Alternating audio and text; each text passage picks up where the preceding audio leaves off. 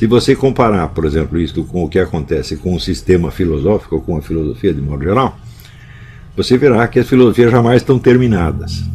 Quer dizer, você não pode dizer que um determinado livro contém a filosofia do seu fulano, do seu ciclano, porque ele vai estar continuamente acrescentando novas observações, novos problemas, etc, etc. De modo que, se você perguntar assim, o que é a obra de Shakespeare? A obra de Shakespeare constitui-se dos textos que ele publicou como peças de teatro e como poemas. Ponto final. O que Shakespeare disse fora disso aí não faz parte da obra. Mas e no caso de um filósofo? Não podemos esquecer que a própria tradição filosófica ocidental foi fundada por um sujeito que jamais escreveu um livro, que é Sócrates.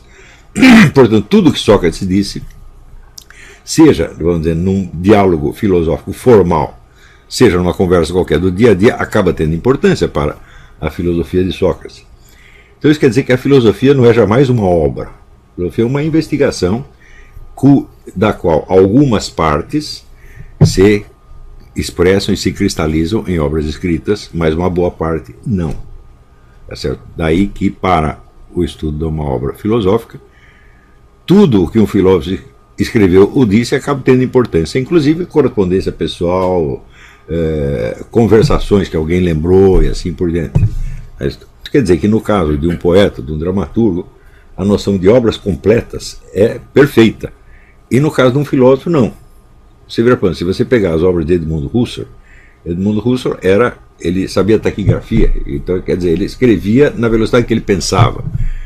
E sobraram, quando ele morreu, 40 mil páginas taquigrafadas, o que dá mais ou menos umas 120 mil páginas transcritas. Isso não acabou de ser publicado até hoje. De maneira que o futuro ainda pode reservar algumas surpresas com relação ao sentido último da filosofia de Edmund Husserl.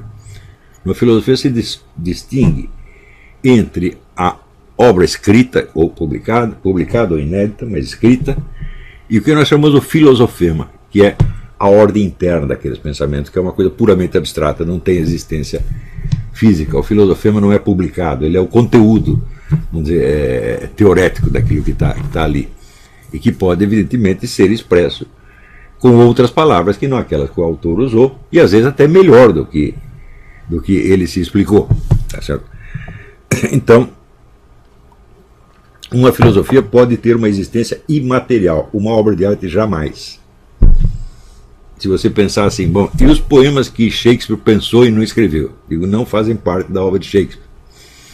Mas aquilo que Edmund Husserl pensou e não escreveu, faz parte sim, porque você vai ter que adivinhar aquilo. Vocês viram, eu mesmo dei um exemplo disso no livro sobre Aristóteles, certo? Teoria dos quatro discursos, onde eu puxo de dentro da filosofia de Aristóteles uma teoria que ele não escreveu em parte alguma, mas que está implícita, está exigida pela lógica interna dos seus escritos. Ele nunca disse que a poética, a retórica, a dialética e a lógica são variantes de uma mesma ciência. Ele nunca disse isso. Tá certo?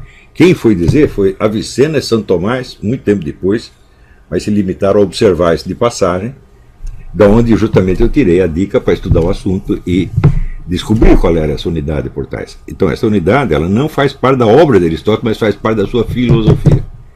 Estão entendendo? Então, por exemplo, é uma parte imaterial da filosofia de Aristóteles.